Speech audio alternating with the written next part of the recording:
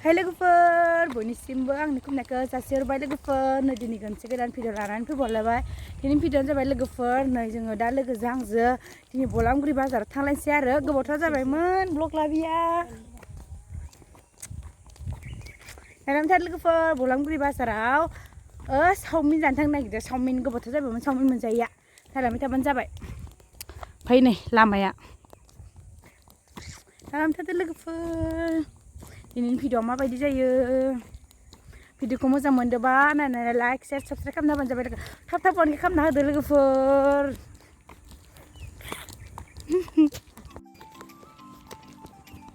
लोगोफोर बलांगुरि बाजाराव थांगासिनो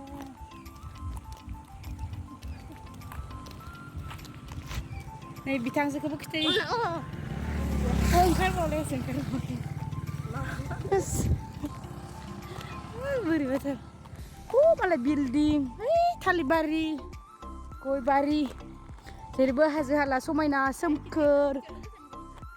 नुवाखै बा गोजानबो खिथायलाङो खाथियाव लालायनो नायनाय सिमलि बिफाङा जि साइज नुखादो सिमलि बिफांजों दाउखौनि गाबनायजों बैसागो बोथोर मोनहां गोसोफोरानो उसाव बादाव जालायबाय लोगोफोर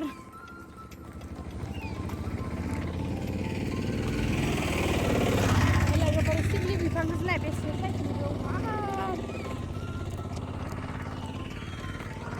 जि मोजां नुखादो बिफांखौ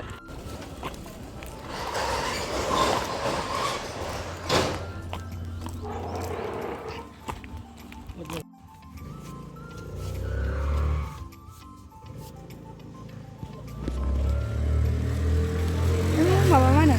प्लास्टिकआ गोसोम गैयामोन गोसोम नाङो मानसिफोर नै बाजार खालामखांबाय मिथाइ लाबाय मिथाइ ओइयाव चावमिन जानो थांलायनोसै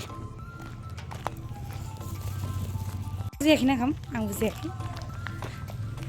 चावमिन जानो थांनायसै चावमिन जाखायाबा माथो लाना थांगोन आं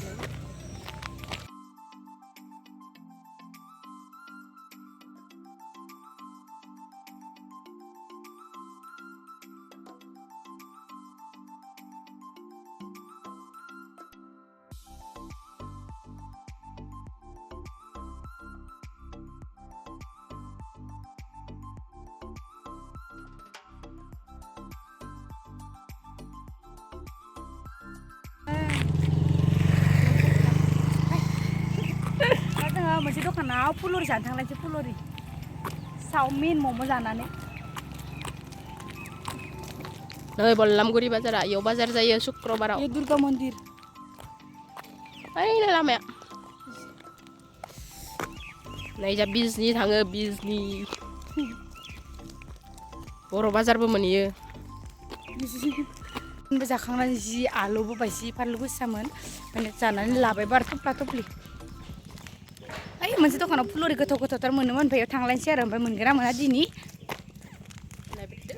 नायलांबाय थादो जानायल' जेरावबो जानायल' माने दखानाव बारा मानसिबो दंमोन नालाय जानायखौ भिडिअ लाबाय थायासै जोङो लाजियोना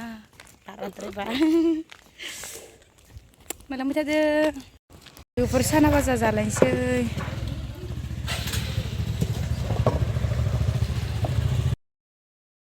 नै बाजाराव थांनानै मा होनो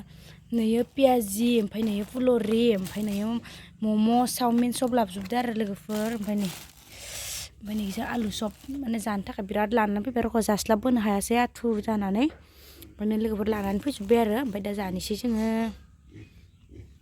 माने दा पियाजिखौ जानोसै आं